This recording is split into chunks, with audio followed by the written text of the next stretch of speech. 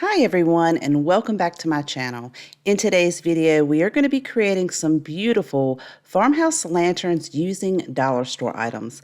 I hope you guys find tons of inspiration and enjoy today's projects. Let's go ahead and get started on the first project.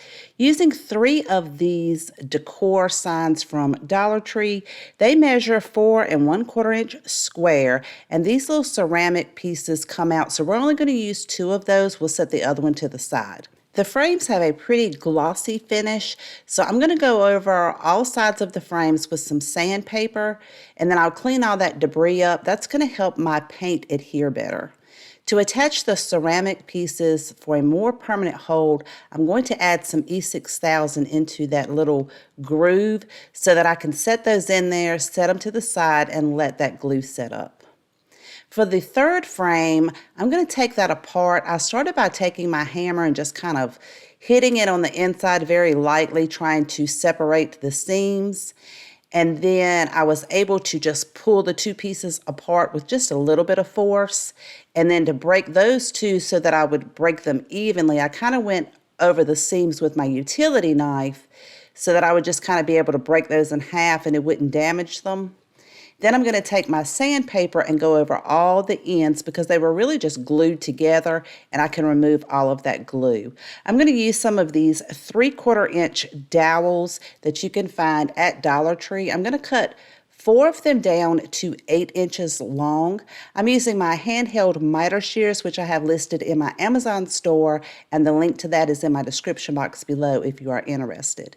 I ran these over some sandpaper to make sure all the ends that I had cut were completely flat, and then I'm going to give all of these pieces 2 coats of white chalk paint, including one of the 4-inch pieces of dowel that I cut from the 12-inch piece. I wanted this lantern to be distressed, so I'm going to take some antique wax and go over all of the edging.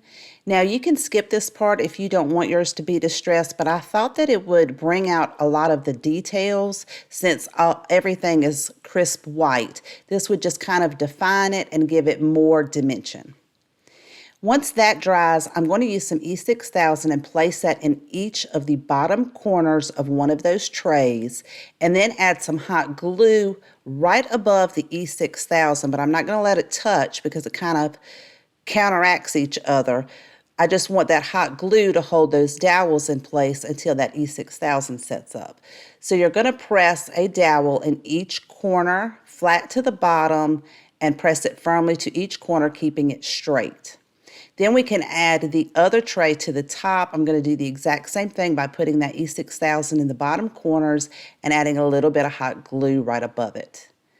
Then you can just add this to the top and make sure that you press each one of your dowels out to the corner and that it is flat to the bottom of the top tray. For those 4 pieces for the frame that we pulled apart, they have indentions on one side.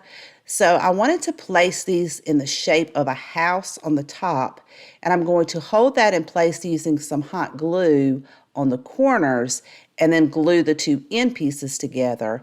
And then I'll turn that around and repeat that process on the other side with the other 2 pieces of the frame.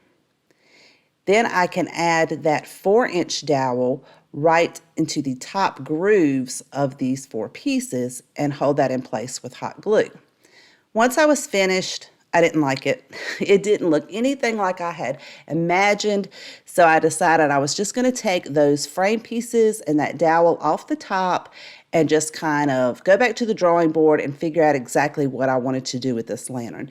This just shows that, not everything that you think in your head or imagine is really going to always come out the way that you had hoped for, and that's okay. That's a part of crafting, so you can always just go back and redesign it. So I decided to cut down 4 dowels so that they would fit on the outside corners of each of these trays right in front of the other dowel. So I went ahead and cut those, sanded them, painted them, and now I'm just going to hot glue those to each of the corners. So it's going to look like it has a double column on each corner of our lantern. And once I have all 4 of those in place, I'm going to take those 4 frame pieces with the indentions on it, and I'm going to add that to the bottom of the tray where the indented part will rest on the top part of the tray. So right here, you'll see, I'm just going to take this and turn it around or flip it upside down there and set that indentation right on top of the top part of that frame, hold it in place with hot glue. Now these aren't going to meet all on the corner because these pieces are not long enough. So once I have all 4 of those in place, to fill in the gap between where the corners are, I'm going to cut down some dowels so that they will fit from the top of the second piece that we added to the bottom of the tray. And then I'll paint those and hot glue those in place to fill in those areas. So once that was finished, I felt like the bottom was a little more stout than the top, so now I felt like it needed a handle or some sort of top on our lantern. So I'm going to use one of these tin canisters. You can get these at Dollar Tree. They have like a plastic lid. I'm just not using the lid. And I'm also going to be using one of these brain teaser games. Now, I know a lot of you say that you can't find them anymore, so you could always use a bead, a very large bead to set on top. I'm going to use this one that has the holes on each end, and for a real permanent hold, I'm going to add to that using some E6000 and just center it on the bottom part of that metal container. For the handle, I'm going to use one of Dollar Tree's plastic shower curtain holders, and I used my wire cutters or tin snips to just cut that piece out the middle because I knew it wouldn't fit in the holes on that brain teaser game. So I'm just going to hot glue that in place to make it look like it's going through those holes. Then I'll let all that glue set up, remove all the glue strands, and I can give this a coat of the white chalk paint, and then I'll go around and distress that with my antique wax. Then I can hot glue this to the center at the top of the lantern.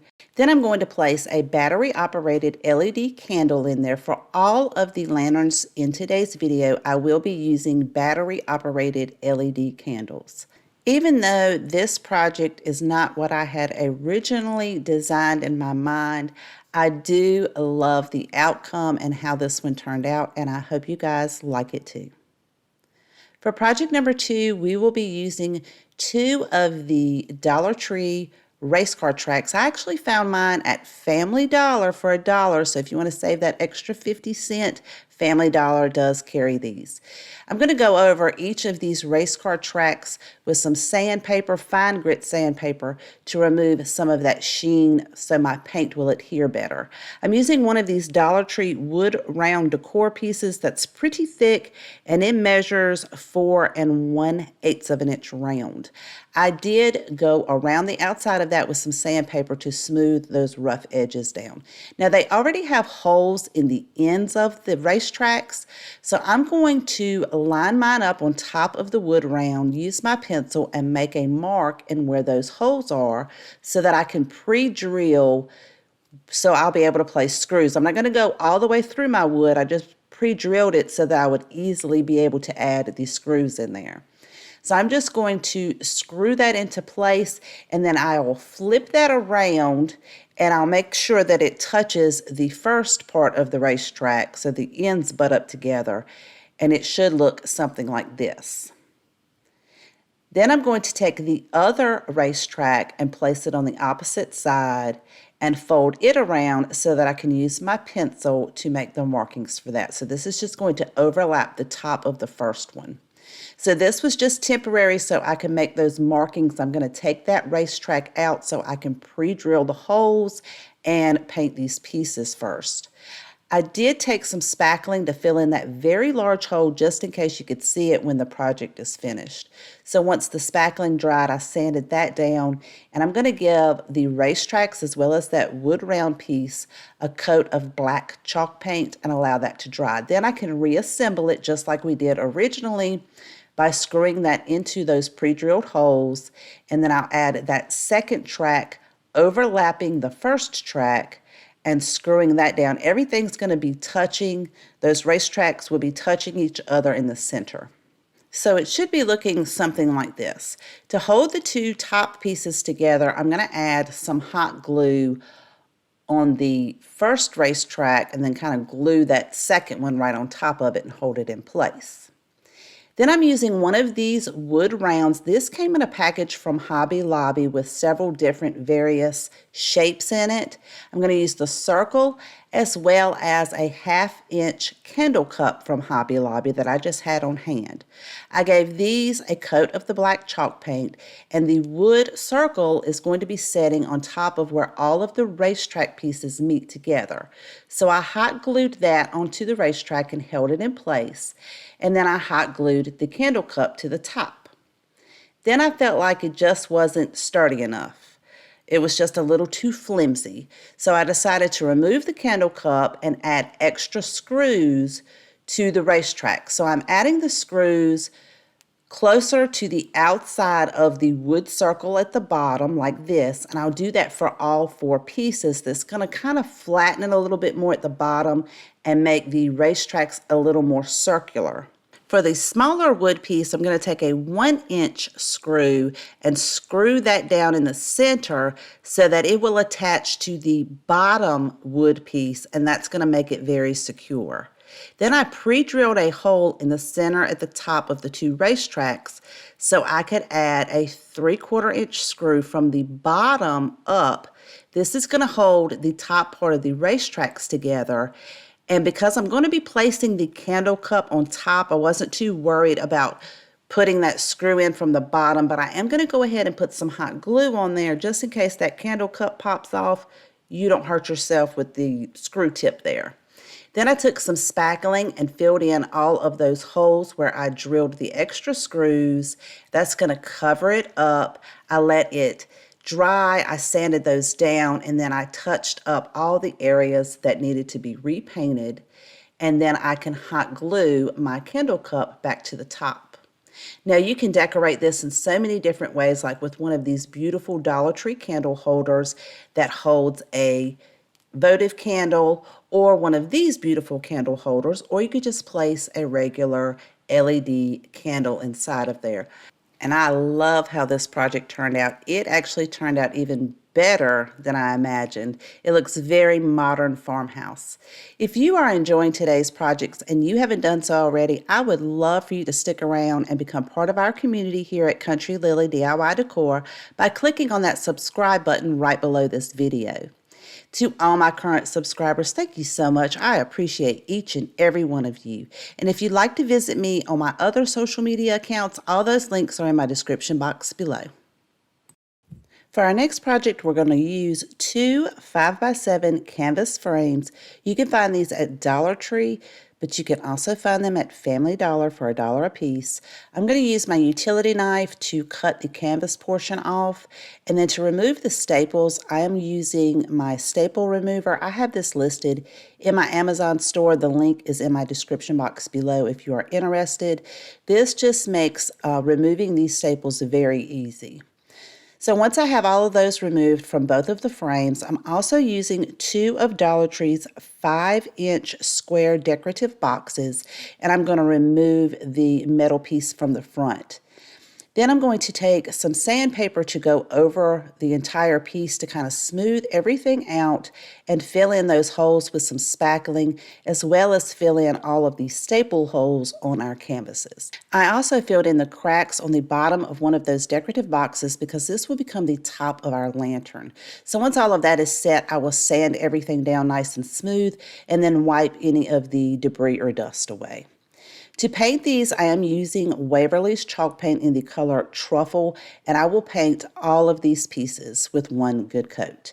Then to give it a little bit of dimension, I'm taking Apple Barrel's acrylic paint in the color Khaki, and I'm going to dry brush over all of these to kind of lighten them up a little bit and to give it some more depth. Then once that dries, I'm going to take some black chalk paint, or you can use acrylic paint. I'm just going to go very lightly over some of the areas. Again, this is just going to give it some depth instead of just looking like plain brown truffle. So it just gives it a lot of dimension.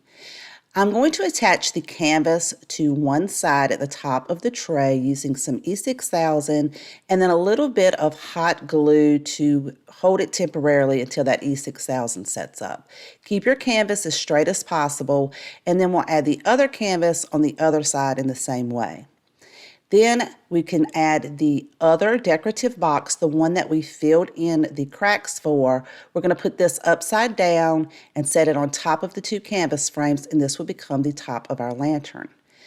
I'm using two different types of ribbon from Dollar Tree. Now, one is so beautiful, it has laugh, live, love, and then the other is the same color with a gorgeous decorative image on it. I'm going to attach these at the top rim of the bottom decorative tray using some hot glue and just pull it really tightly and go all the way around the top. So the top of the ribbon is just going to be at the top of that bottom tray. Once I have that in place, if I have any excess hanging over, I can just cut that off with my scissors and make sure everything is glued and will stay in place. Then I'm going to attach the other ribbon to the top part of the lantern so that the bottom of the ribbon is actually at the bottom of that part of the tray. You'll see here. For the top, I'm using this glass top from one of Dollar Tree's glass containers. I just removed the plastic piece, and then I'm going to give it the same paint effect that we did on the lantern. I just thought this would be the most beautiful addition to the top to look like a handle for the lantern. I'm going to attach it using E6000 and a little bit of hot glue. Let that set, and then you can decorate it. This is actually large enough that you could put one of the hurricane glass candle holders in there. Of course, I am decorating mine with an LED candle. I love how it turned out, and I really hope you guys like it too. For our next project, we are starting off with this gorgeous DIY jewelry box that I found at Family Dollar for $3. It measures about 5 7/8 of an inch across the top, and it's about 3 7/8 of an inch tall. Now, the bottom drawer does open. The top drawer does not, because the lid opens up, and that has the opening for that top drawer. The first thing I'm going to do is flip it over upside down and then take a pencil and trace around where the lid and the box meet. And this is going to provide a marking for us to add some wood to, because we're going to be removing the top of this jewelry box. So it has the cutest little hinges. I'm going to remove those and set them to the side. I'm not going to use them for this project, but of course I'm going to keep them just in case I need to use them in another DIY later on. We'll set that aside for just a moment. I'm going to use some of these 12-inch ruler sticks that you can find at Lowe's in a pack of 10 for $1. We're going to be using 4 of these. I'm going to cut down 5 1/4 inch, and then from that I'll cut a 3-inch piece. So you'll have a 5 1/4 inch, a 3-inch, and then we don't need the handle part. You're going to cut down 4 of these. And then I used sandpaper to make sure that I sanded all of the cut ends nice and smooth. Then, using some spackling, I'm going to fill in the holes on the back of the jewelry box. And then I'm going to take some Gorilla wood glue and glue these pieces together. Just sandwich 2 of them together so that make sure that they are flush on each end and each side. And this is going to make 2 sets of these. So you'll have 2 sets of the 3-inch pieces, and then we're going to do the exact same thing for the 5 1/4 inch pieces, gluing 2 of them together and making a set of 2. When you combine these 2 ruler sticks together, they are the exact width of the wood that was used to make this jewelry box. And you'll see why that is important in just a minute. So once that glue has set up, we're going to be attaching these where we made our marking at the top lid of the jewelry box. You want to make sure that you keep your wood pieces that you glue together on the outside of the line. So you want the line that you drew to be on the inside of where you place these wood pieces, and keep them as straight as possible, because this is going to become the lid for our lantern, and we need it to be exactly the same size as the top of the jewelry box where we took the lid off, the opening for that top drawer, so that when we put our dowels in there, everything will stay straight and even. So once I have all of those pieces in place, it should look something like this. You're going to set it aside and let that glue set up before you do any type of sanding. Now I'm going to take some 3/4-inch dowels that you find at Dollar Tree in a package, and I'm going to cut 4 of those down to 9 inches. Again, I'm going to make sure that I sand the cut ends flat so that when I assemble it, everything will sit flat. And I'm using the wood glue and applying it to one end of the dowel as well as on the side so that I can put this in the corner of the top of the lid of the jewelry box we just made. Keep everything straight and let that wood glue set up. So once it is set up, we're going to fill in all of those cracks with some spackling because I want a nice smooth finish on the lid. And I did that for both sides, allowed it to dry, and then sanded it down nice and smooth. I also took that same fine grit sandpaper and went over the entire jewelry box because it does have some rough edges on it and some rough wood. So I made sure that everything was sanded down smooth. Then I'm going to take a barbecue skewer from Dollar Tree. We're actually going to need 4 of these. And I'm going to cut those down to 9 3/8 of an inch. You want it a little bit longer than the dowels that you put on the lid. To paint my piece, I'm using Waverly's Antique Wax, applying it with a wet paintbrush, and then going over it with a wet paper towel to blend it in. And I'm going to do this for the entire pieces that you see there, the 4 barbecue skewers, the lid, as well as the jewelry box. Now you can paint yours whatever color you like. You can stain it with wood since everything's all natural wood. I chose the antique wax because I like the aged look that it gives once that it's dry. So now everything has dried. We're going to assemble our piece together, and I'm going to use some hot glue in each corner of the top of the actual jewelry box so that I can set the top of our now lantern down in there, push all of those dowels to the corner and hold them tightly and make sure they're straight so your lantern will be straight. So it should be looking like this. I just like to take my hairdryer and remove any of the glue strands. Then we're going to take 2 of the cut down barbecue skewers, and you're going to have to bend them just a little bit since they're taller than the lantern to get that to slide in there. And we're going to form an X on the back side of our lantern. I'm going to hold that in place using some hot glue, and I'm going to be hot gluing each end to the inside of the dowel that we have for our lantern.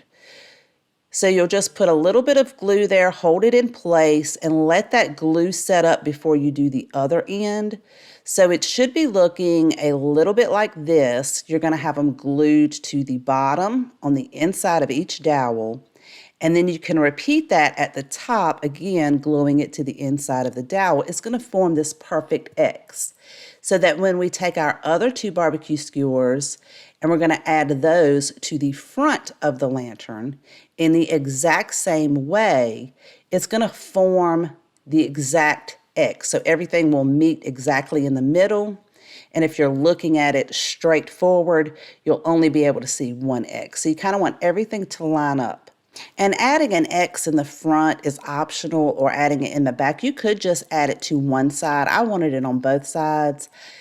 Then I'll take my hairdryer, go over it, remove any of the glue strands, and this one is so beautiful. I love how this one turned out. Now it's pretty narrow, so I'm using one of Dollar Tree's LED candles. It measures about 5 inches tall, and it's about 2.5 inches in diameter, and it fits absolutely perfect inside of this lantern. I absolutely love how this project turned out. It is so pretty, and you could actually store like little mini batteries in that bottom drawer. You guys let me know what you think of this project, as well as all of the other lantern DIYs in today's video. If you have a favorite, please let me know in the comments section down below. I always love to know which one is your favorite. And if you enjoyed today's video, please make sure to share it with your family and friends. Thank you so much for watching. I really do appreciate each and every one of you. Please take care, and I will see you guys next time.